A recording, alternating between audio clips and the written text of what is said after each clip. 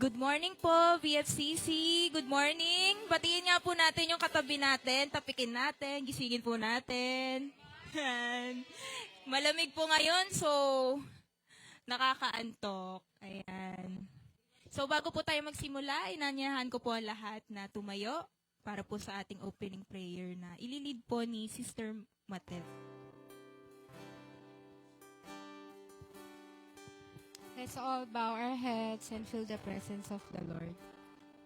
Aming Panginoon, maraming salamat po sa panibagong araw at sa pagkakataong makapagtipon kami upang ikaw ay sambahin.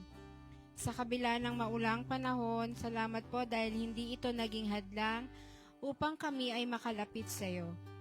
Ingatan mo po ang bawat isa na narito at ang mga kapatid namin na wala pa dito. Ihanda mo ang aming mga puso sa pagsamba at buksan mo ang aming mga isip sa iyong salita. Pagpalain mo ang aming buong worship service, nawa ang lahat ng aming gagawin ay maging kalugod-lugod sa iyo. Sa pangalan ni Jesus, Amen. Amen! Now, let's honor our God this morning dahil siya po ay namatay para sa ating mga kasalanan at muli siyang nabuhay. Kaya, purihin ang ating Diyos sa kanyang kapangyarihan.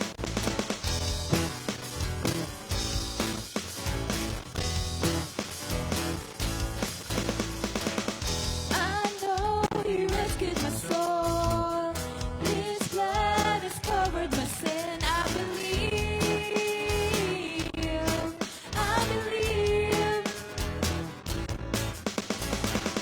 My shame is taken away.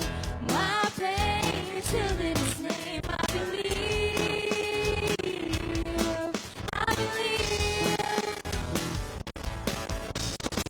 And our ways are better. 'Cause my Lord has conquered the grave. My Redeemer lives. My Redeemer lives. My Redeemer lives. My Redeemer lives.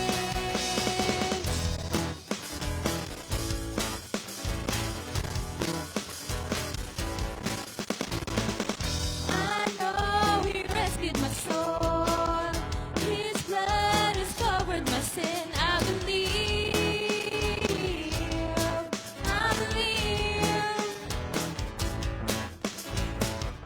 My shame is taken away. My pain is healed in His name. I believe.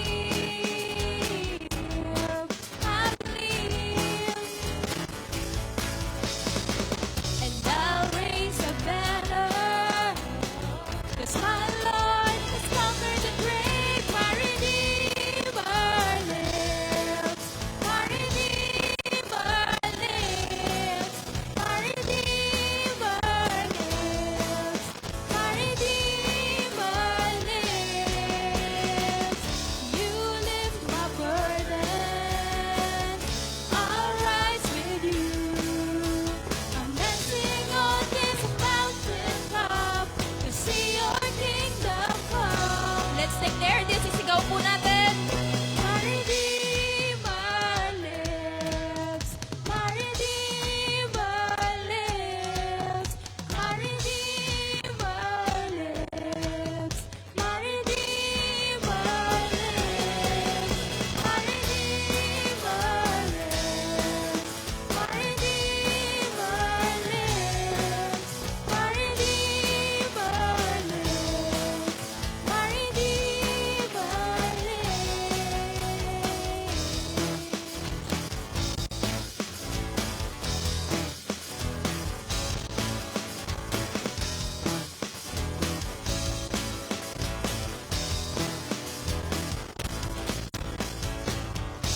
Amen. Hallelujah.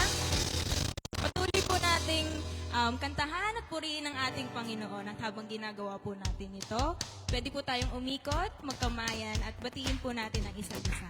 Sige po. Let everything that has breath praise the Lord. Praise the Lord. Let everything that has breath praise the Lord. Praise the Lord. I'll praise in the valley. Praise on the mountain. I'll praise when I'm sure. Praise when I'm doubting. I'll praise when outnumbered. Praise when surrounded. I'll praise the waters. My enemies drowning. As long as I'm breathing, I've got a reason to praise the Lord, oh my soul. Praise the Lord, oh my soul. I'll praise when I feel it, and I'll praise when I don't.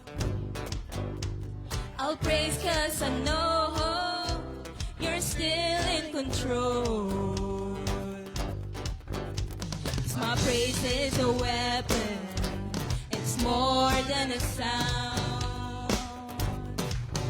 Oh, my praise is the shout that brings Jericho down. Isigaw po natin, as long as I'm breathing, I've got a reason to praise the Lord, oh my soul. Praise the Lord, oh my. Oh, I won't be crying. Oh, I won't be crying. My God is alive. I won't keep it inside. Isa pa po. I won't be quiet. My God is alive. How could I keep it inside? I won't be quiet. I won't be quiet. My God is alive. How could I keep it inside? Praise the Lord, oh my soul. I'll praise 'cause you're sovereign. Praise 'cause you reign. Praise 'cause you rose and defeated the grave. I'll praise 'cause you're faithful. Praise 'cause you're true. Praise 'cause there's nobody greater than you. I'll praise 'cause you're sovereign. Praise 'cause you reign. Praise 'cause you rose and defeated the grave. I'll praise 'cause you're faithful. Praise 'cause you're true. Praise 'cause there's nobody greater than you. Let's sing! Praise the Lord, oh my soul. Praise the Lord, oh my soul. I won't be quiet. I won't be quiet. My God is alive. How could I keep it inside? I won't be quiet. My God is alive. How could I keep it inside? I won't be quiet. My God is alive. How could I keep it inside? Praise the Lord, oh my soul.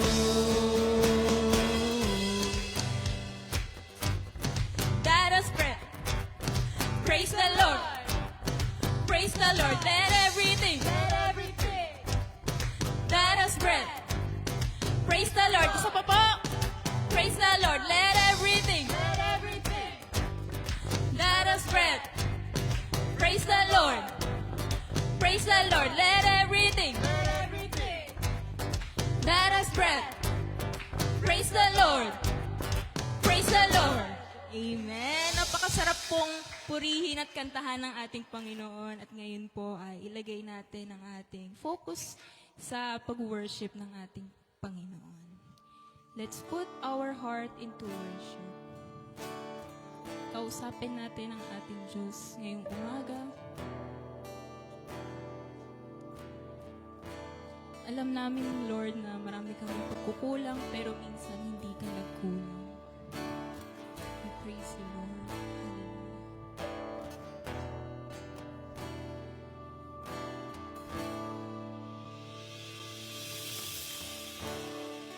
When the music fades all is stripped away, and I simply come,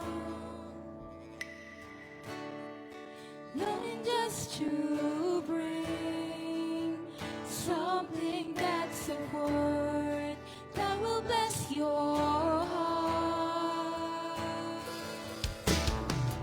I'll bring you more than a song, for the song in itself is not what you have required. You search much deeper within, through the way things appear. You're looking into my heart. I'm coming back to the heart of worship, and it's all about you. It's all about you, Jesus. I'm sorry, Lord, for the thing I've made it. When it's all about you, it's all about you, Jesus.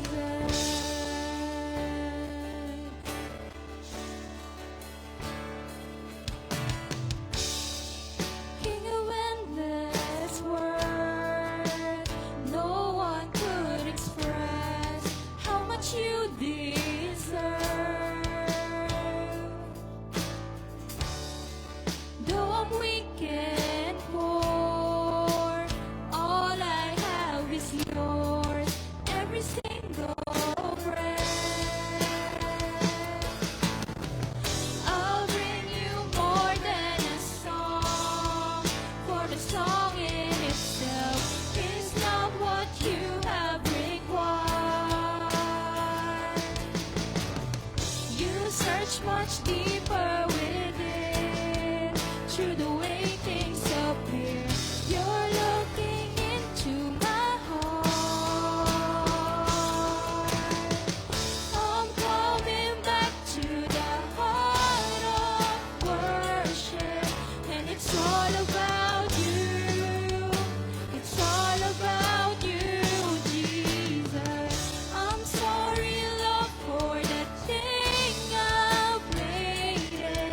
When it's all about you, it's all about you, Jesus. I'm coming back to the heart of worship, and it's all about you. It's all about you, Jesus. I'm sorry, Lord, for the thing I've made it. When it's all about you, it's all about you, Jesus.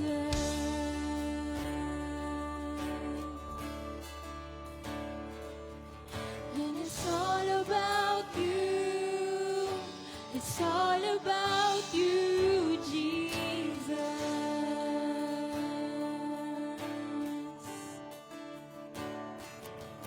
When it's all about you, it's all about you, Jesus.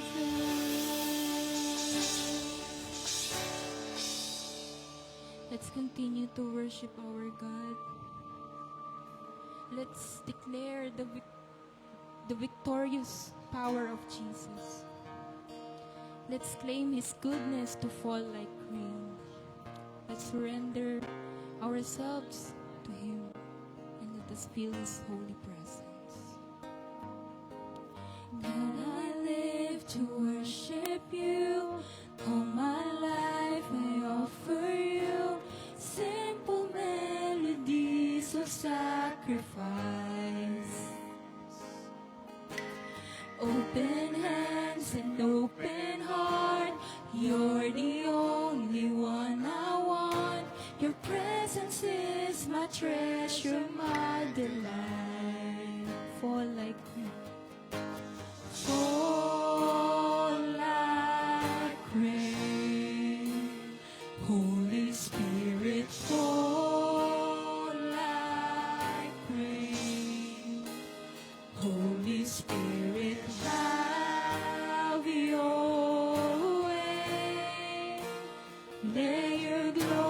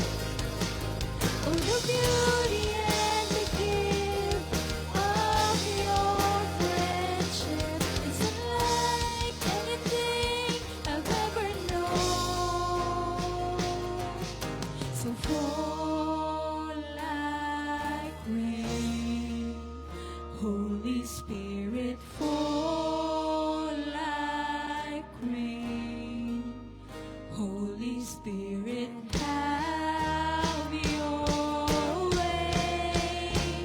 May your glory fall down. May your glory fall down. Fall like rain. Holy Spirit, fall like rain. Holy Spirit, have your way. Let your glory fall down. Let your glory fall down. May I never lose the wonder of your presence. May I always stand in awe of who you are. The beauty and the gift of your presence is unlike anything I've ever known. May I never lose the wonder of your presence. May I always stand in awe of who you are. Oh, the beauty and the gift of your friendship is unlike anything I've ever known. And fall like rain, Holy Spirit, fall. Let's sing this. Like rain, Holy Spirit, have your way. Let your glory fall down. Once again, let's sing. Fall like rain. Fall like rain. Holy Spirit, fall like rain. Holy Spirit, have your way. Let your glory fall down. Let your glory fall down. Hallelujah. Thank you, Lord, for your presence this morning. Maraming salamat sa iyong kabutihan, sa pag-iingat mo, Lord, for your love. Ikaw lamang ang maghari at magkakila sa buhay namin, Lord.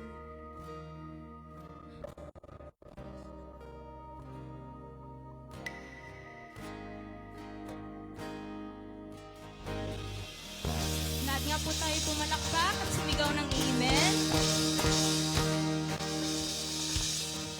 At manatili po tayong nakatayo para po sa ating scripture reading na babasahin ni Brother CJ.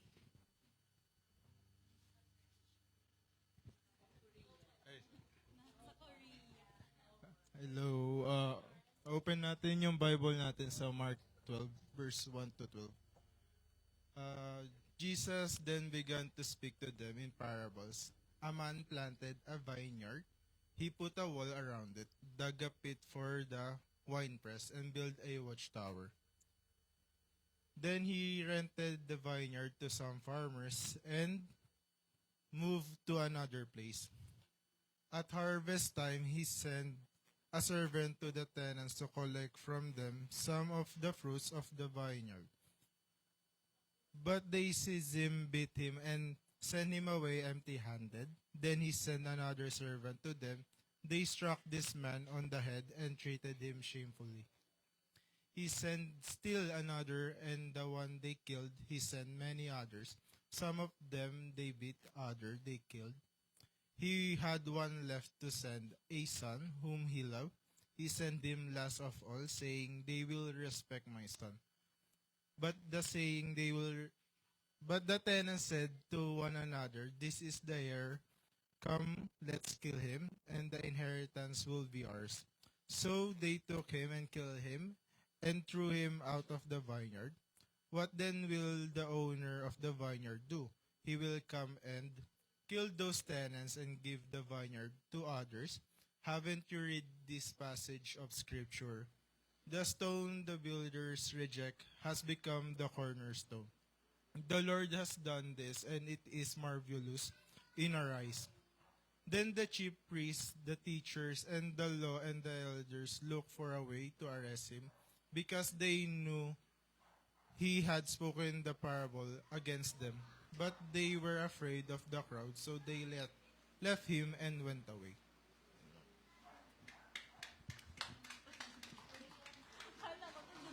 Tayo po'y makakaupo na.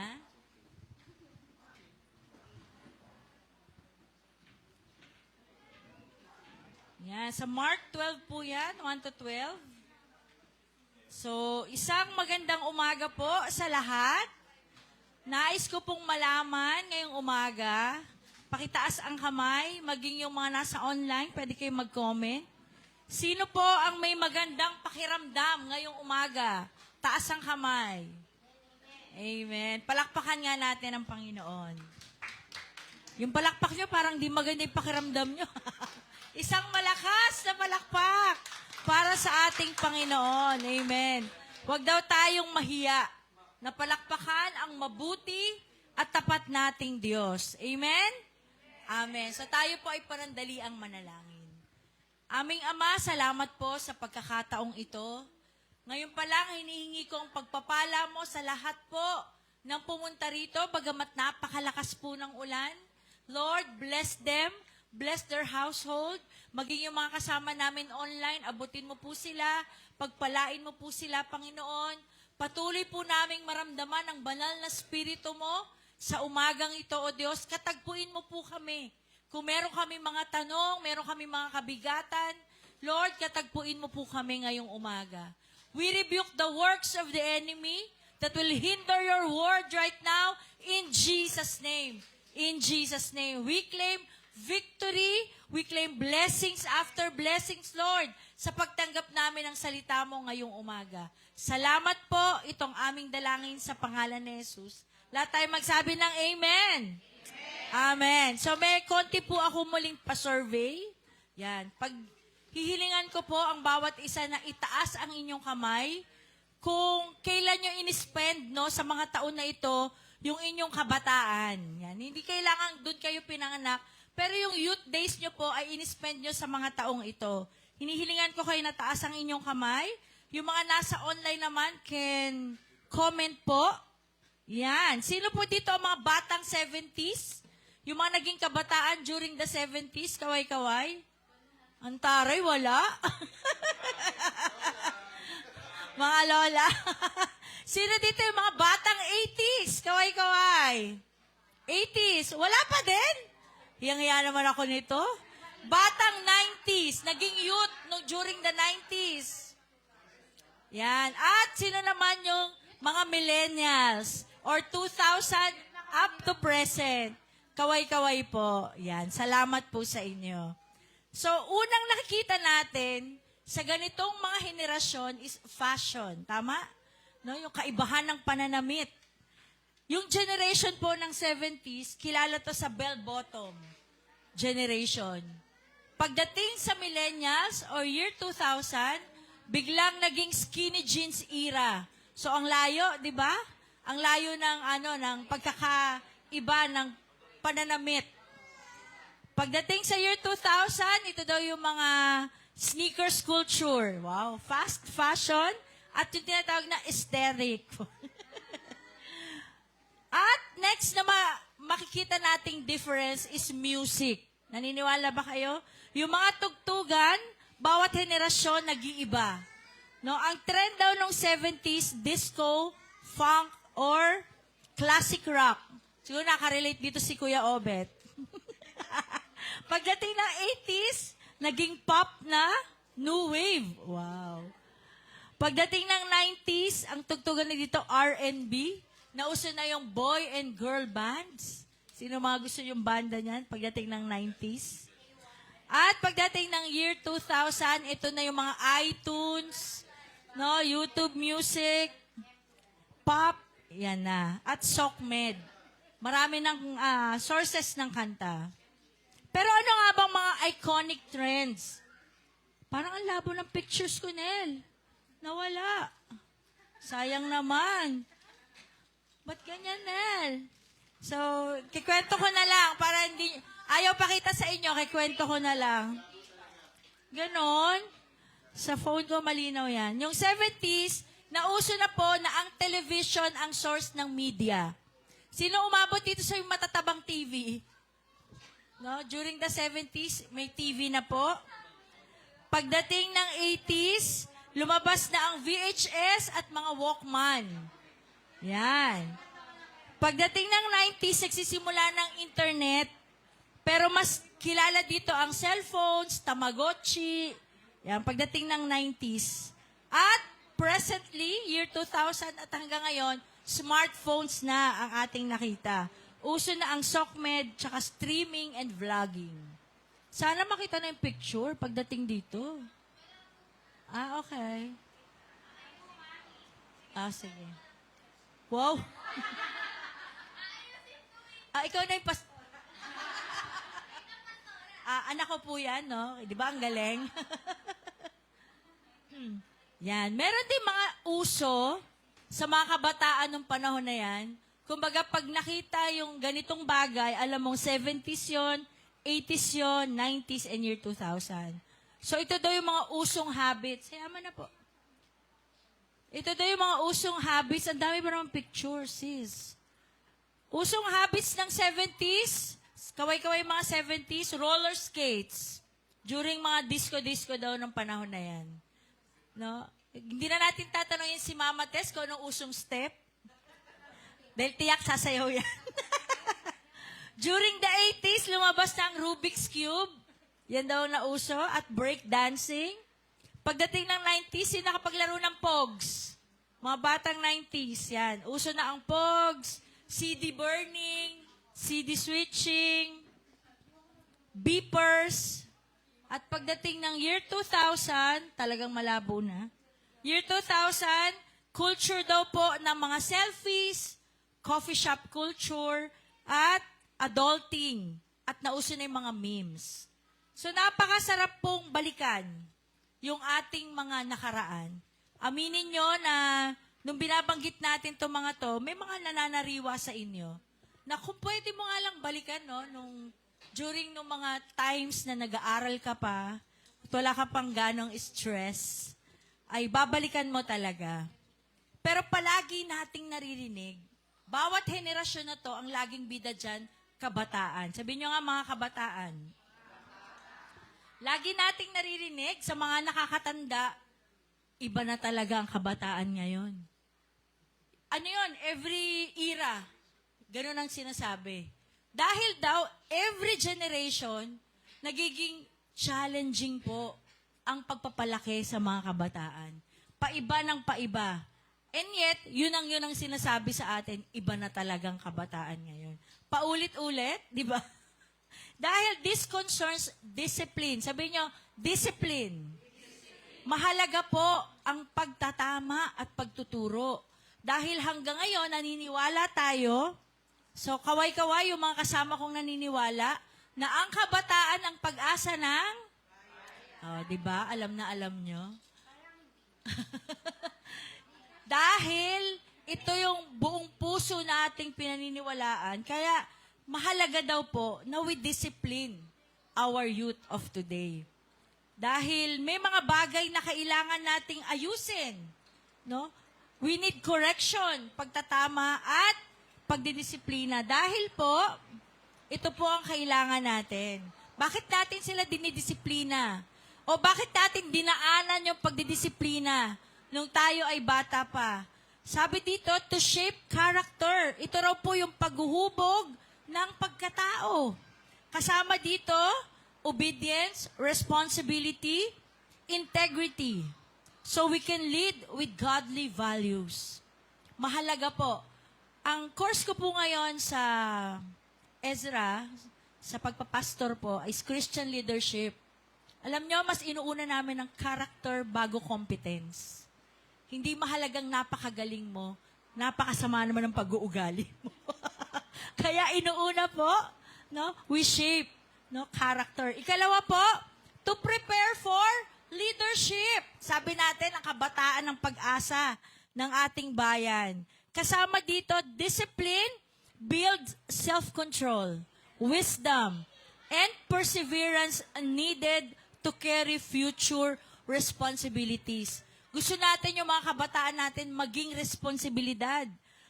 Matuto po sila. Ito ay paghahanda para sa kanilang pamumuno. Sabihin nyo nga pamumuno. At ikatlo, to correct wrong paths. Habang maaga, itinatama na natin kesa maligaw sila ng landas. Discipline prevents destructive habits. Habang bata pa, ginugroom na raw natin sila para they become fit and trustworthy leaders. Ito po ay ang pagtutuwid sa maling landasin. So, kailan pa raw natin sisimulan? Pag matanda na, syempre habang bata pa, dapat dinidisiplina na natin. Ngayon, tignan nyo yung katabi nyo. Sabihin nyo, anyari. Sige, sabihin nyo, anyari. Tayo din po ay dumaraan sa pagtatama ng ating Diyos. Sinabi natin, no, yung paghahanda, pagtutuwid, para daw tayo ay maging to live and to have a life and live it abundantly. Hindi lang gusto ng Diyos na ikaw ay mabuhay ng mahaba, kundi mabuhay ka ng sagana at ganap. Saan po natin mababasa yan? John 10:10. Sige, basahin niyo po yung Tagalog. Sabay-sabay po kayo. John 10, Juan pala, Tagalog eh. Ready, go. Grabe ang energy, ah. Go.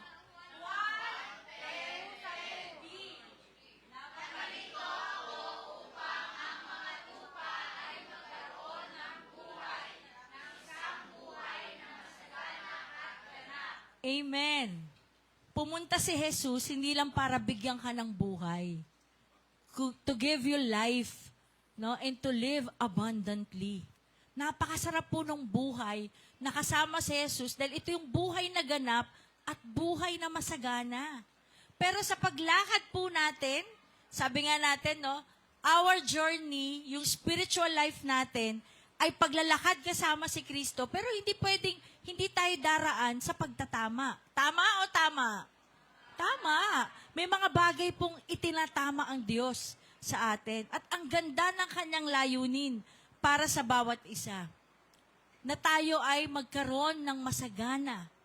Buhay na ganap.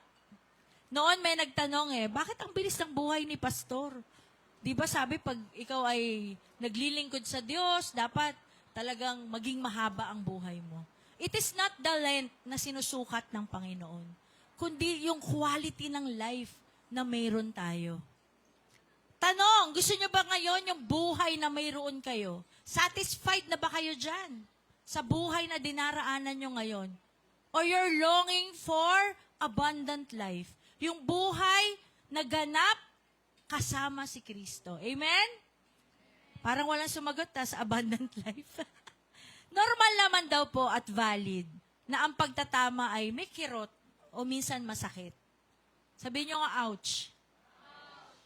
Masakit daw po at kadalasan ayaw natin to nang tinatama tayo. Bakit? Wow, sanay na ako sa ganitong ginagawa. Ngayon pa bababaguhin ng Lord. So, talagang valid po.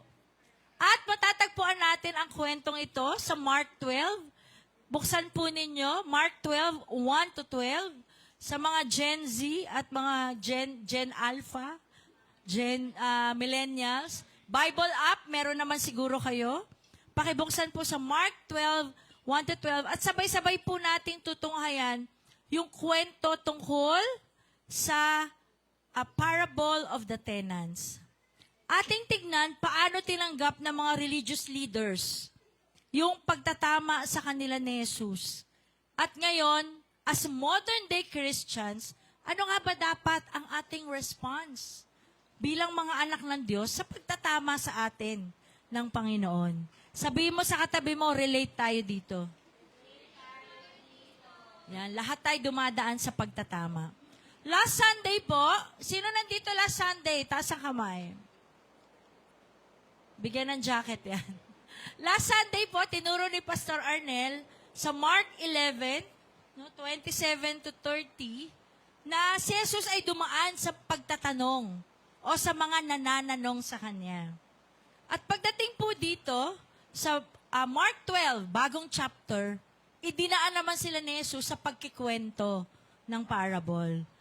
Makikita natin sa Mark 11, kung aatras po kayo sa inyong Biblia, 11:28, napakabigat ng hinarap niyang tanong. Ang tanong sa kanya, anong karapatan mo at sinong nagbigay sa iyo ng karapatan na gawin ang mga yan? So, yun ang tinanong kay Jesus. And after niya, nung pagtatanong na yan, nakita natin how Jesus answered questions. He answered them wisely and calmly. Napakatalino ng pagkakatugon ni Jesus at kalmadong-kalmado lamang siya nung sinagot niya yan. Pagdating naman dito sa chapter 12, which is yung kwento natin ngayon, si Jesus naman ay nakaranas, no, ng pagsagot or pakikiharap sa denial and objection. Kaya dinaan niya sila sa isang parable. Ano nga ba itong mga parable na sinasabi? Parable po sa Tagalog ay talinhaga. Sa wikang Filipino, ito ay talinhaga. Ang mga talinhaga ay isang simpleng kwento na may nakatagong mensahe mula sa Diyos, pero direktang nangungusap sa mga dapat patunguhan nito. Siguro in simple terms, pwede natin itong i-refer parables as GGSS para madali yung tandaan. Ano yung GGSS? God-given, secret-coded stories. Yan. Alam na lang BFCC, ha? Ano yung parable? Ito ay mga GGSS. Iksian na lang natin. GGSS. No? God-given, secret-coded stories, it is like a picture story. Yung regular na nagaganap nung panahon nila. Yung surface po ng kwento, napaka-ordinary lang. Pero meron po itong deeper meaning about God's kingdom. Kaya yung binasa ni CJ kanina, yun po ay Parable of the Tenants. It teaches us spiritual and moral truths using everyday situation. Yung mga pang-araw-araw na nagaganap nung panahon ni Jesus. Kaya, Jesus has His own way of teaching. Sabi dito, and wisely convey lessons of God's kingdom. Pagtapos niyang makaranas ng panananong mula sa mga religious leaders, hindi pa sila umalis eh. May mga crowd pa, marami pang tao. Ang ginawa ni Jesus, nagkwento siya about the parable of the tenants. Sa Tagalog, ang talinhaga ng masasamang katiwala. Yan, sa Tagalog. Pero sa English, the parable of the tenants. To better understand po, para lubusan nating maunawaan, ano nga ba itong talinhaga na ito? Meron po itong mga symbols. Nela, ayaw na. Meron po itong mga symbols na may pinatutunguhan o may ibig sabihin para mas madali daw natin siyang matandaan o maunawaan. Ito ay may involve na mga katotohanan na dapat nating makita. Yan. Ang unang symbol na dapat nating makita dito is the landowner. Yung landowner po ay tumutukoy sa Diyos na nagmamalasakit at nagkakaloob. Sunod yung vineyard. Ano nga ba tinutukoy ng vineyard? Ito raw ang bayang Israel, ang bayang pinagkalooban ng Diyos. Yung tenants naman represents the chief priest, the scribes, the elders. Sila po yung mga pinuno na mataas at tagapagpangasiwa nung mga panahon na yan. Ikaapat, yung servants. Yung servants na paulit-ulit na sinisend nung landowner. No, sila daw po ay ang mga Old Testament prophets. Sila yung mga propeta na isinugo at inapi. Yung iba nga sa kwento, nabasa ni CJ kanina, pinatay at itinapon. And lastly, yung beloved son, yung hiling pinadala ng landowner, represents Jesus Christ. Ito po ay si Jesus, ang anak na itinakwil. Noong 2025 po, ako ay nakapag-aral, mapalad na nakapag-aral, interpreting parables. Sabi po ng aming professor, each parable has only one lesson. Kada talinhaga, may isa lang naman talagang aral o ibig sabihin. At dito po, sa ating parable of the talents, ang ultimate lesson lang nito is how Jesus handles denial and rejection. Dahil siya nga ang itinakwil. Dito po sa parable of the tenants, no? Nabanggit na natin, how Jesus handles rejection, denial. Kung last week po, how Jesus handles question. Ngayon naman, how Jesus handles denial. Pagdating ng Mark 12. Gusto niyang bigyan dito ng diin yung verse 10 to 11. Ano sabi dyan? Verse 10 to 11, Jesus suggests that the religious leaders should have known what was coming. Dapat alam na nila kung ano ang paparating ng panahon na to. Yung mga religious leaders. At kinote din niya dito, same no verse, sa Psalm 18, 22 to 23, that He is the cornerstone. Yung itinakwil nilang anak, ang naging sandigang bato ng bagong Kristyanismo na itinayo ng Diyos na hanggang ngayon, parte po tayo, no, as Christians. Amen? Siya po yung itinakwil na anak na akala nila pag binaliwan nila si Jesus, kasama sa pagtatakwil, pagpatay, pagyurak, no, pagdakip, pagpatay sa krus, lahat po yung parte ng pagtatakwil sa kanya. Pero ipinakita niya na besides dun sa ginawang ganon sa kanya, akala nila defeated na si Jesus. Hindi nila alam, after 3 days, yung kinata natin kanina, my Redeemer lives. No, siya'y muling nabuhay. At Jesus is the cornerstone. Siya po ang naging matibay na bato na ngayon ay ating pinaniniwalaan ang Kristyanismong ating kinabibilangan. Yung faith na meron tayo. Kaya kahit siya ay itinakwil ng panahon na to, sabi niya, dapat alam na nila kung ano ang paparating. Ganon niya hinandle po yung denial and rejection ng panahon na yan. So habang binabasa natin ang mga ito, meron po kong nakitang isang anggulo. Yung anggulo, how the tenants treat, no? Ilang beses pinabalik-balik no, ng landowner, yung kanyang mga servants para kunin yung parte niya dun sa ubasan. Pero habang pinababalik niya yung mga servants, lagi nilang pinapatay, sinasaktan, pinababalik ng walang dala-dala. Nakita ko dito na dapat sa ating mga Kristiyano, paano nga ba natin dapat tanggapin, no, yung pag-correct o yung pagtatama sa atin? Titingnan natin yung naging reaksyon ng mga tenants, no? Paano nila tinreat yung correction, yung righteous correction ni Jesus? Una, nakita natin dito, they have pride. Sabihin nyo nga, pride. Ibig sabihin ng pride, it says, it's mine. No? Ito yung kanyang sinasabi. Sabi po sa verse 7, sabayan nyo po sa inyong mga mata, sa inyong mga Biblia, Mark 12, verse 7, this is the heir, sabi nila, come, let's kill him, and the inheritance will be ours. Huling pinadala yung anak, alam na nila, naku, ito yung tanging tagapagmana. Patayin na natin to para kung ano man yung mamanayin niya, magiging sa atin. The tenants in this story forgot 2 things. No? May sakit na kalimot. Sabi dito, the vineyard wasn't theirs. Hindi po kanila yung ubasan. At ikalawa, the landowner was coming back. Babalik at babalik yung nagmamay-ari po ng lupa. Sabi nga ni Luna, di wow. Pag tinawagan ko sa video call, di wow. May sakit na kalimot ang mga taong ito, yung mga tenants, kasi nakalimutan nila, hindi sila ang may-ari nung ubasan. At babalik muli upang tignan, no, nung landowner yung kanyang pag-aaring lupa. Pride makes us say, this is my life, this is my ministry, this is my decision, I do not need correction. Ouch. Sana po wala niya. Alam ko wala niya sa BFCC.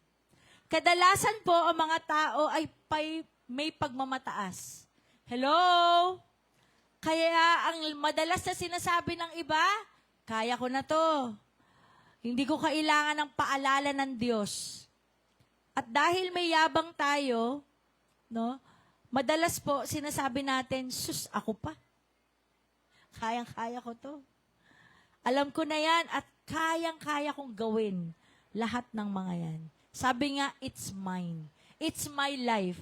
It's my ministry. It's my decision. Lalo na if we have the power and the influence. Pag may maganda kang trabaho, may maganda kang kita, may mga taong napapailalim sa'yo, dumaraas yung ating pagiging mayabang dahil meron tayong posisyon. Kaya buong akala natin, sarili ko to, malakas ako, matalino ako. Hello? Sabi dito, it's mine. At may mga bagay na, sabi niya, I have it all. Nasa akin na lahat. Wala nang pwedeng tumalo sa akin. Ano ka, gold? May mga bagay na damang-dama natin dito sa pride na to. Kadalasan daw po, ito ang reaksyon pag tinatama tayo ng Panginoon. Ayaw nating magpatama. Bakit? May tama ka na nga, di ba? Sabi ni Lord, may tama ka. Ayaw magpatama, So, may tama ka. No? Yung pusong mapagmataas or yung pride na tinatawag. And our Christian response must be humility. Baliktarin daw po natin. Pag tayo ay tinatama ng Diyos, dapat tayo ay may pagpapakumbaba. Sabihin nyo nga, humility.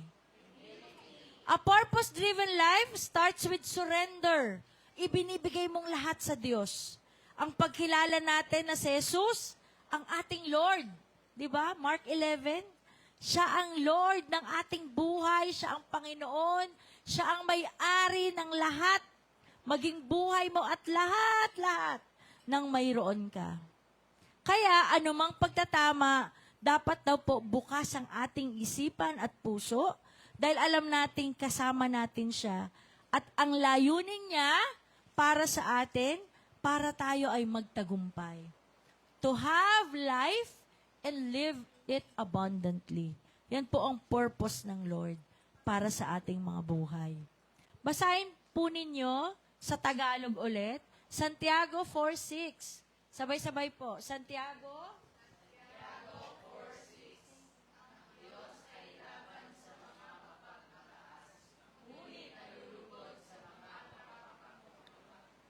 ang linaw, di po ba? Kayo nagbasa niyan. God opposes the proud, but gives grace to the humble. Gusto ko po ngayong umaga, magkaroon tayo ng declaration. Wala talaga yung mga picture, Sabi dito sa declaration, sabay-sabay nating basahin. Tagalog naman yan. Alisin, ready, go. Alisin ang yabang at maghihingabol sa ating Panginoon. Amen. Tawan-tawa. Number 2, na naging attitude po nila, procrastination. It says, later. Wait, mamaya na. Sabi po sa verse 3 to 5, sundan po ninyo ako sa inyong mga mata. They beat one servant, killed another, sent others away. God sent prophets after prophets, no, paulit-ulit, no, nagpapadala ang Diyos ng mga propeta, but the tenants keep delaying. Hindi sila sumusunod. Hindi sila naniniwala. Palagi nating sinasabi kay Lord, not now. Kaya, yung mga messenger na pinadadala niya sa atin, napagod na. Kasi palagi nating sinasabi, not now. Next messenger na lang ako sasama. Next na lang ako maniniwala. Procrastination in spiritual life equals delayed obedience.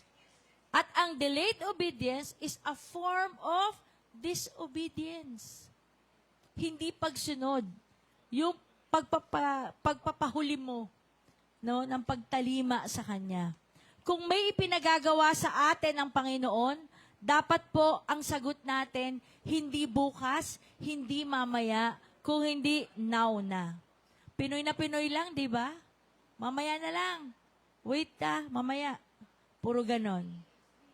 Ating tandaan na ang pagpapaliban ay tanda ng kawalan ng pananampalataya. Kasi pag sinabi ng Lord, ngayon na, sumunod ka na ngayon, ibig sabihin, pag sumunod ka ngayon, buo ang iyong tiwala sa ating Diyos. Pero habang pinatatagal mo, pinamamayat maya mo, hindi mo napapansin tumitigas ang puso natin. At delayed obedience is also a form of disobedience. Hindi ka na sumunod. Pamayat maya mo. Kakasabi mo ng not now. Dun sa pagtatama ng Diyos sa atin. Sa ating paglago sa pananampalataya, may mga bagay na ipinagagawa sa atin ang Panginoon. And our goal is Christ-likeness. Sama-sama tayo, ito lang ang ultimate nating kagustuhan. Ultimate desire is to be like Christ. At kung makikita po natin, dito sa Book of Mark, how Jesus demonstrate sa mga tao how He does the ministry. Hindi siya nag-uutos lang na parang si Pastora. O ikaw, Renz, gawin mo to. Tish, gawin mo yan. Hindi po. Siya mismo ay lumalakad, nagtuturo, sumasama, bumabiyahe. Pinapakita niya modeling. Pinapakita niya yung buhay, how to do the ministry. At ito ang gustong makita ng Diyos sa ating lahat. Sa pagsunod natin at sa pagkilos natin. Now, gusto ko isipin po ninyo, sino yung mga taong ginamit sa inyo dati na mag-aya para daling kayo sa church? Isipin nyo, sino yung taong ginamit ng Lord na nangulit sa inyo na umattend ng home Bible study, umattend ng small group, mag-pray? Isipin nyo, sino yung taong nangungulit sa inyo na umattend ng church kada linggo? Sino yung mga taong yan na ginamit ng Diyos na tumugon agad sa pinagagawa sa kanila ng Panginoon? Kung hindi sila tumugon, sa tingin nyo, nasan kayo ngayon? Siguro nasa inuman, nasa sugalan, nasa kasalanan, nasa kasamaan. Isipin nyo kung may tao na hindi gumawa agad nung pinagagawa ng Lord, maraming buhay ang masasayang. Amen? Pero dahil nandito lahat kayo, may taong tumugon sa ipinagagawa ng Diyos sa Kanya. Amen? Palakpakan natin ang Panginoon. Napaka-energetic ng palakpak nyo, ha? Kasabay ng maulang panahon. Amen? May testify po ako sa inyo. I came to know Christ when I was 10 years old. September 24, Friday po yon, 1982. At ang ginamit ng Panginoon sa amin, mga kabataan sa subdivision, mag-asawang pastor at teacher by profession. Every Friday po, ginagather nila lahat ng bata. May memory verse kami, may Bible story kami. Pero hindi kami palaging may merienda kasi out of the pocket po nila yung ginagawa nilang yon. Hindi po nila kami dinala sa church kung saan sila nagpapastor. Dinala nila kami kay Kristo. And you know what? Dahil dun sa Bible study na yon, 90% ng mga kaklase ko dun, pastor na ngayon, church leader na ngayon, yung iba nasa ibang bansa, nagpapastor din. Isa po sa kaklase ko ay si Pastor Lito. Hanggang sa natuto kaming umattend ng mga Sunday churches. Pero pag Friday, ginagather nila kami. Tinuturuan nila kami. Voluntarily. Kinukulit nila kami. Pag Saturday, dinadalaw nila yung mga magulang namin. Nagsishare sila sa mga magulang. Pero ang gawain nila, ang atake nila, parang pina-follow up lang nila kung naging mabuti ba kaming bata. Dahil uma-attend na nga kami ng Bible study. And yet, nasyashare na nila yung household namin unti-unti. Kung wala po yung mag-asawa na yon na nagpagamit agad sa Panginoon, voluntarily talagang they spend yung oras nila every Friday po ng hapon hanggang gabi para turuan kami. Siguro wala po ako ngayon sa inyong harapan. Kaya isipin natin yung mga taong ginamit sa atin ng Panginoon. Pagpasalamat po natin yung kanilang buhay. At bilang ganti naman, no, gawin din natin kung anong pinapagawa ng Diyos sa atin. Most of the time, when God calls us to do things for Him and serve Him, no, anong sagot natin? Wait lang, Lord. Di ko kaya. May work ako. Paano ko to iiwan? Walang magpo-provide sa family ko. Kaya sabi ko kanina, quick obedience exercises strong faith. Amen? Madami pa akong assignment. Di ako sasali dyan. Sana si Nathan. Pero ang Diyos, no? Ang kikilos. Kita nyo, pag recognition day sa Blessed, si Nathan po, di na mabuhat yung leeg niya. Sa dami ng awards, di ba? Mula nung tumugtog si Nathan, day 1, hanggang ngayon, hindi pa umabsent yan dito. Since day 1. Hindi pa, yung church, yung pastor umabsent na, si Nathan, hindi pa. Palakpakan natin ang Panginoon. So, sa ating buhay, mahalaga ang pagsunod, agaran. Hindi pagpapaliban. No procrastination. Sabi dito, our Christian response must be heedfulness. Pagtalima agad. Agarang pagsunod ang kailangan ng Diyos. Living with a purpose, no, means quick obedience. When God speaks to His Word, kung nagbabasa ng Biblia, through our pastor and other people in the community, or through discipline, no? Let us say yes now. Sabihin nyo nga, yes. Naalala nyo po yung feeding the 5,000? Sa Mark, no? Mark 6:30 to 44. Tapos naulit agad, feeding the 4,000. Sa Mark 8:1 to 10. Anong sabi ng mga disipulo? Jesus, pauwiin na natin sila. Wala tayong ipapakain sa mga yung dami-dami niya, no? Sabi, pabalikin na natin yung mga yan. Anong sabi ni Jesus? Hindi. Pakainin natin yan now na. Hala, tingnan mo ilan lang merong tinapay dyan at isda. True enough. 5 loaves of bread and 2 fish. No? Nagkasya sa 5,000 katao. 5,000, counting yung mga lalaki lang yun, ha? As head of the family. Hindi pa kasama yung mga bata at mga kababaihan. So, more than 5,000.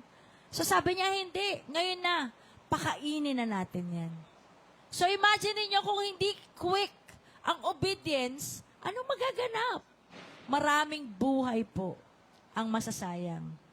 Ano? Habang kumikidlat, basahin natin ang mga Hebreo 3:5. Tagalog po. Sige, go.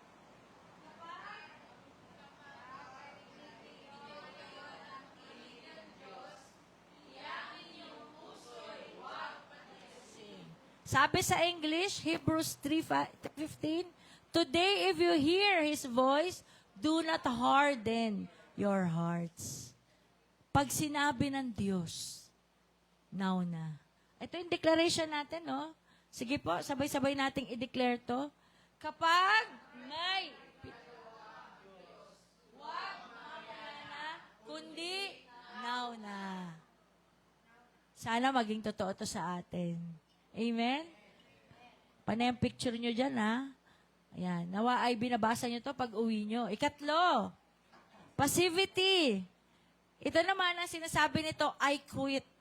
Oh, mas mabigat to. Sabi sa verse 8, Mark 12, they seized him, killed, and threw him out. Instead of repenting, they killed the Son. Ito po ay si Jesus Christ to avoid pain. That's pain avoidance or passivity. Ayoko ng mahirap na pagtutuwid, Panginoon. Hayaan na lang natin to. Kung sasabihin ni Lord, alisin mo na yung bisyo mong yan, no? Now na, may nagkakalabitan, nakita ko. Dahil hindi yan makakabuti sa'yo, sabi ng Panginoon, anong sasabihin natin? Lord, ang hirap naman ng pinagagawa mo. 10 taon ko nang ginagawa ito eh. Wala naman nakakakita. Ako lang. Itinatago ko naman to. Kasama po sa pagtutuwid ang mga relasyong di makakabuti sa atin. Kapag sinabi ng Lord, iwan mo na siya, iiyak ka na lang at sasabihin mo, kunin mo na lahat sa...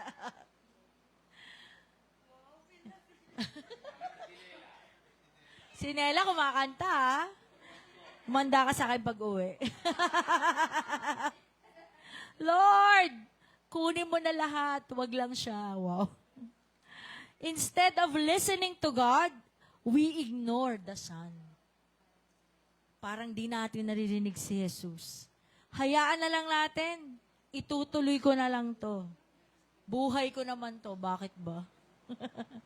Ayaw nating masaktan, pero gusto ng Diyos na ilayo ka sa kapahamakan. Ano lang ba ang nakikita ng tao? Very limited lang po. Actually, ang nakikita lang natin yung nangyayari ngayon eh. In the next 5 seconds, di nga natin alam kung anong mangyayari. So, kanino may pagkakatiwala ang buhay mo? Sa Kanya na may hawak ng kinabukasan mo. Ang nakikita mo lang yung ngayon, no? Na ang sarap ng feeling, kinikilig ka, in love ka. O hindi, Lord, kailangan ko tong friendship na to. O hindi kita binanggit. Kailangan ko tong friendship na to, Lord, kahit na alam mong may ginagawang di maganda yung mga kaibigan mo, di ba? Pero, anong sabi ng Panginoon? Saglit na sakit lang yan.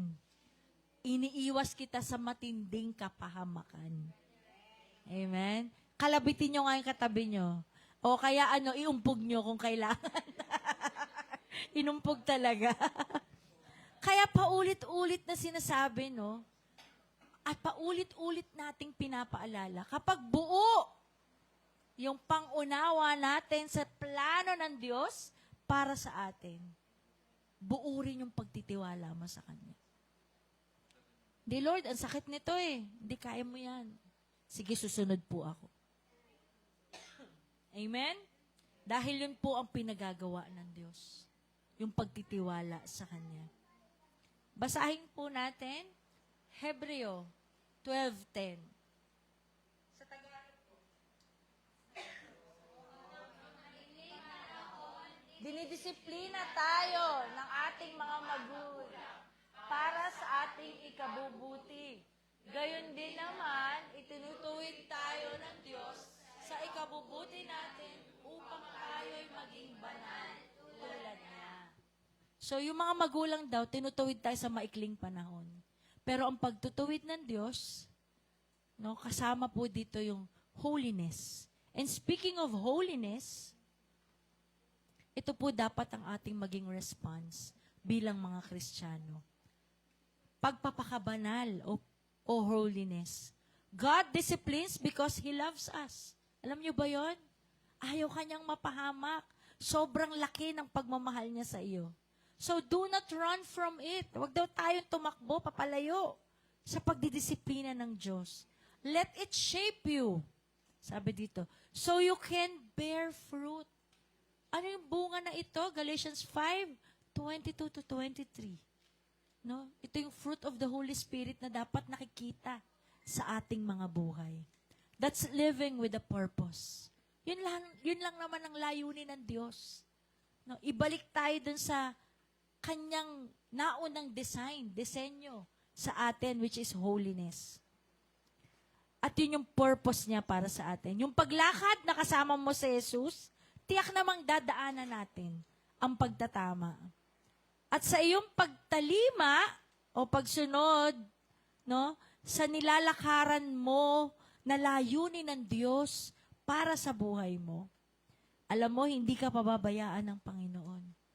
Hahawakan ka niya at pagpapalain ka niya. Palakpakan nga natin ang Panginoon.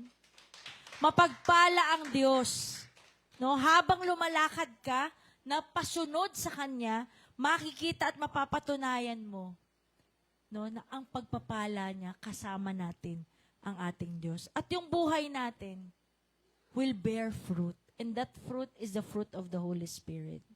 Sabi po sa Hebrews 12:11, karugtong po ng mensahe natin kanina, verse kanina, habang tayo itinutuwid, ano sabi? Hindi tayo natutuwa, kundi naghihinagpis, ngunit pagkatapos niyon, mararanasan natin ang kapayapaang bunga ng matuwid na pamumuhay. During that time ng discipline and correction, walang naging masaya. Painful talaga yan. Pero after daw niyan, sabi nga, wait ka lang dun sa process na ibinibigay ng Lord. Dahil mararanasan mo, peaceful, fruitful life, a blessed life with Him. A life you live, no? And a life that is abundant mula sa ating Panginoon. Kaya napakahalaga po ng ating pagsunod sa Kanya. Doon sa corrections na ating nararanasan. Sama-sama po nating i-declare to. No? Di tayo aayaw. Ready, go? Di tayo aayaw hanggang maging kawangis natin. Amen.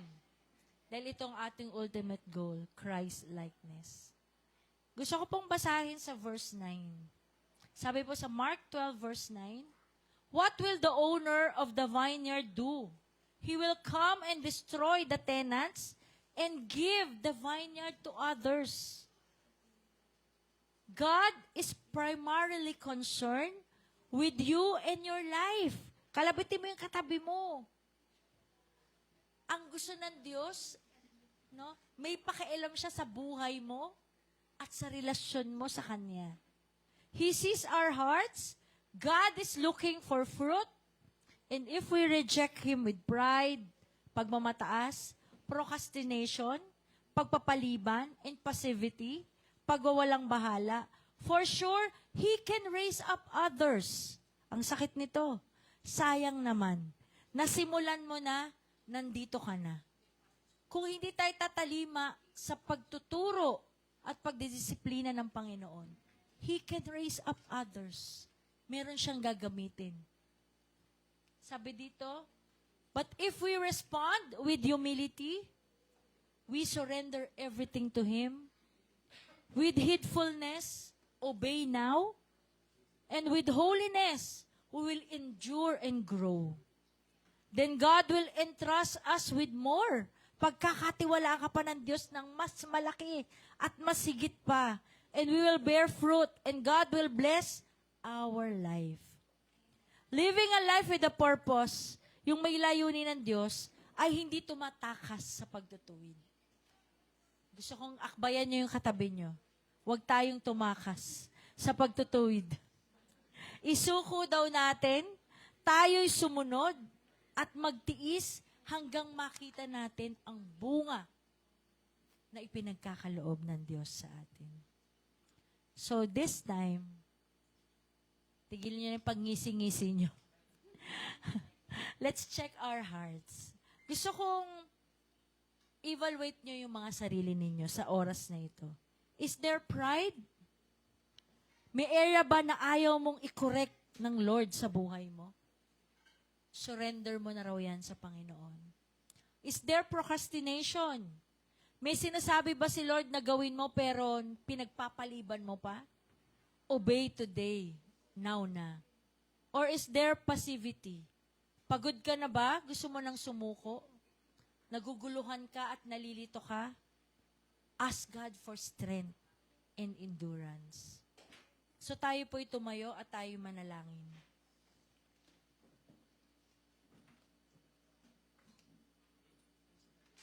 Kanta muna tayo, Andeng. Bago tayo mag-pray.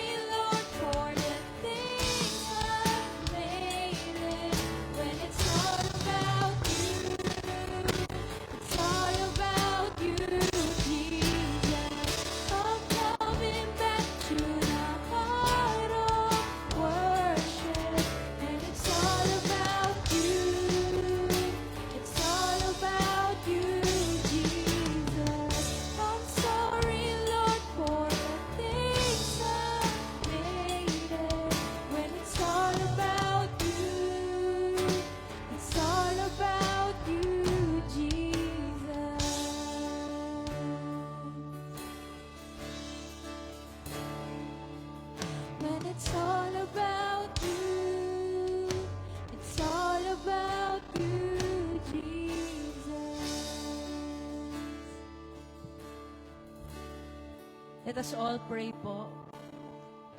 Ako po'y naniniwala na walang aksidente. Nilayo ng Diyos na makarating kayo sa lugar na ito. May mensahe siya sa iyo ngayong umaga. Let us not harden our hearts. Alam ng Panginoon naman na masakit at mahirap ang pagtatama.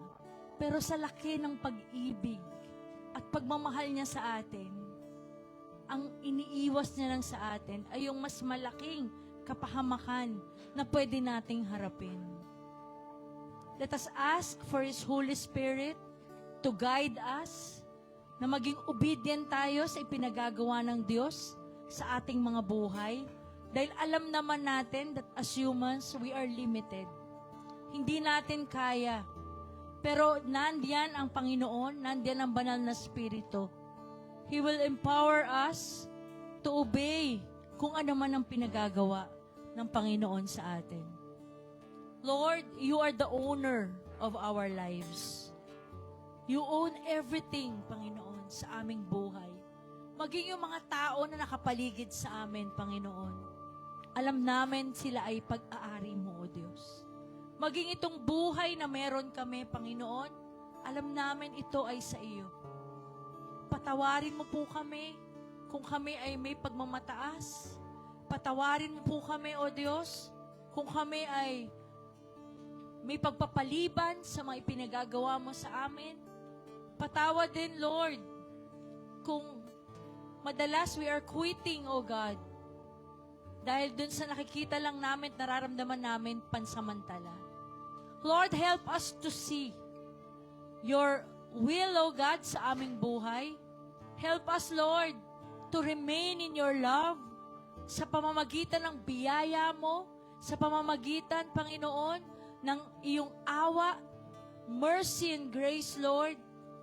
Strengthen us, O God, to endure, Panginoon, kung ano man yung dadaanan naming pagtatama na nagmumula sa iyo.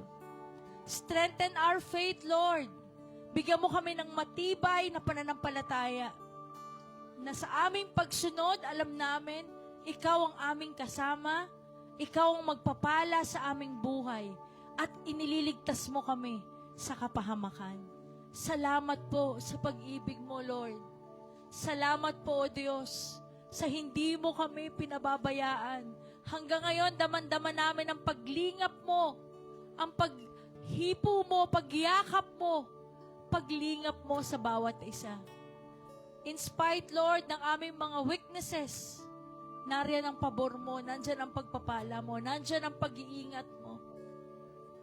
Pero alam namin, Lord, upang patuloy naming lakaran ang layunin Mo sa aming buhay, we will not heed, Lord. Hindi po kami tatakas, Panginoon, sa anumang corrections, Lord, sa anumang discipline, sa anumang bagay na ipinagagawa Mo sa amin. Panginoon, sa oras na ito, tinataas ko po ang bawat isa. Patatagin Mo po ang aming pananampalataya. Bigyan Mo po kami ng pusong maibigin at masunurin sa Iyo. Makita po namin, Lord, ang lawak ng pag-ibig Mo. Ang lawak, Lord, ng pagkalinga Mo sa bawat isa. Salamat, Panginoon. Salamat po, O Diyos. We declare, Lord, the power of Your Holy Spirit to be upon us, O God, that will help us endure, Lord, any correction, O God, any discipline na ginagawa Mo sa aming buhay. At nawa, makita Mo po ang aming pagpapakumbaba sa kagustuhan naming sumunod sa Iyo, Panginoon. We declare, Lord, Your favor will be upon us. We declare, Lord, Your victory. We declare blessings upon blessings, Lord. We declare healing, Panginoon. Kalayaan mula sa karamdaman, O Diyos. Kalayaan mula sa kahirapan, Panginoon. Kalayaan, Lord, from anxiety, depression, mental health issues, O God. Kalayaan mula sa gulo sa loob ng pamilya. We declare, Lord, reconciliation, unity, Panginoon, in every household, O God. Salamat, Panginoon. Makita Mo po ang aming puso na handang sumunod sa Iyo at nagpapakumbaba sa Iyong presensya. Salamat, Panginoon, sa pag-ibig Mo sa amin. Salamat, Lord. Salamat, Panginoon. Pinupuri ka namin. Hallelujah. Salamat, Lord. Salamat po, Panginoon. Dakila ka, O Diyos, lahat ng papuri sa iyo lamang. Ito ang aming dalangin sa pangalan ni Jesus. Amen. Amen. Tayo po'y makakaupo muna. And pwede na po tayong kumuha ng brown envelopes para po sa ating tithes and offerings sa likod po. And habang prepare po tayo sa ating tithes and offering, meron lang po tayong few announcements. Meron po tayong prayer and meeting ng Intercessory Ministry every Thursday ng 7:30 a.m. So, online lang naman po ito. So, kung may gusto pong sumali, pwede nyo pong i-approach si Tita Des and si Sister Glenda po. Meron din po tayong Women's Bible and Study. Ang General Assembly po ay every last Friday ng 2 p.m. sa residences po ni Dr. Evelyn Gamboa. So kung may mga kababaihan po dito na wala pa pong group, pwede po kayong sumali. And habang tayo po ay merong church service, meron din pong Bible study ang kids. So kung may mga kids po kayo, pamangkin, apo na ayan, pwede nyo po silang isali dito.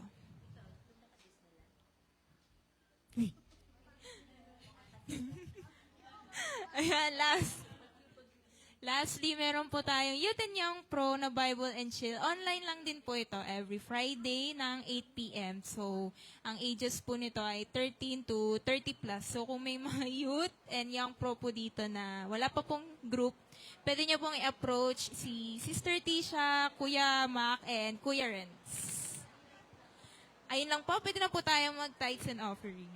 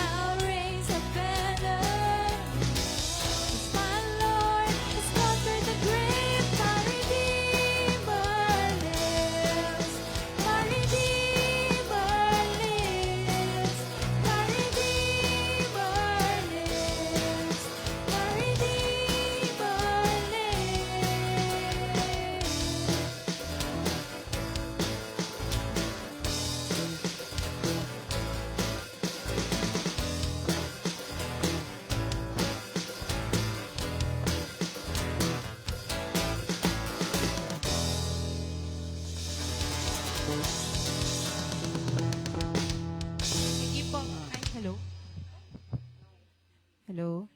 Sige po, tayo po tayong lahat and let's all pray po sa ating tithes basket. Heavenly Father, we thank you. We worship you and adore you. Ikaw po ang aming Diyos na makapangyarihan, mabuti at walang katulad. You are holy, faithful, and loving and worthy of all our praise. Nagpapasalamat kami muli, Panginoon, sa mga blessings na patuloy na pinagkakaloob mo sa bawat isa sa amin.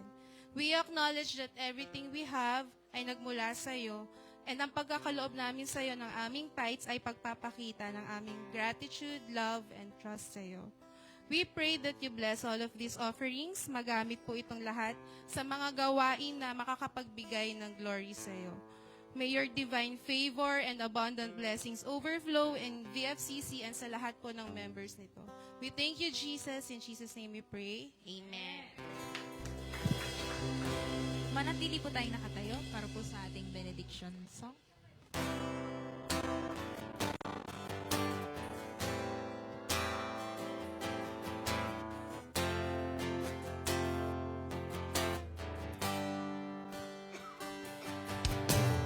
Now unto him who is able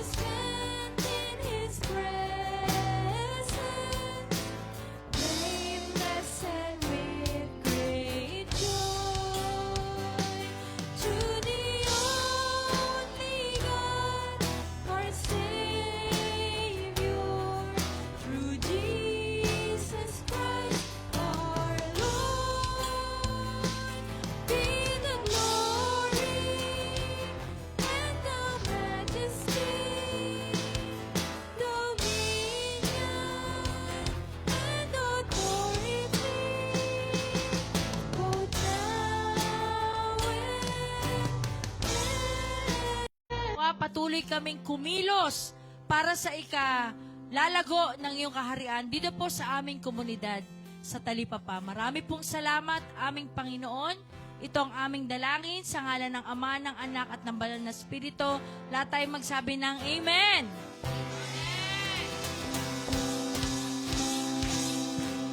Bago po mag-end ang ating live, shoutout lang po sa ating online viewers ngayong August 9, 2026. Okay, shoutout po kay Mommy Pearl, sa Yalong family, kay Tita Rona, Tito Oscar, and Kuya Russell, kay Kuya Daniel Makuha, kay Brother June Sevillena, Sister Maria Con Resurrection, happy birthday po, Sister Ellen Andrada Sales, Sis Zel Daza Bartolata and family, get well soon kay Neil, Sister Maria Carla Resurrection, Sister Nina Del Rosario, kay Brother Kenneth Arpileda, good luck po sa game nyo, Brother Jeto Cortez Sangalang, Sister Extine Sarausad, Sister Bebs Perez, Sister Rizalina Alpapara, Sister Mylene Constantino Villafania. Okay, thank you po sa pag-attend. See you next Sunday, 9 a.m.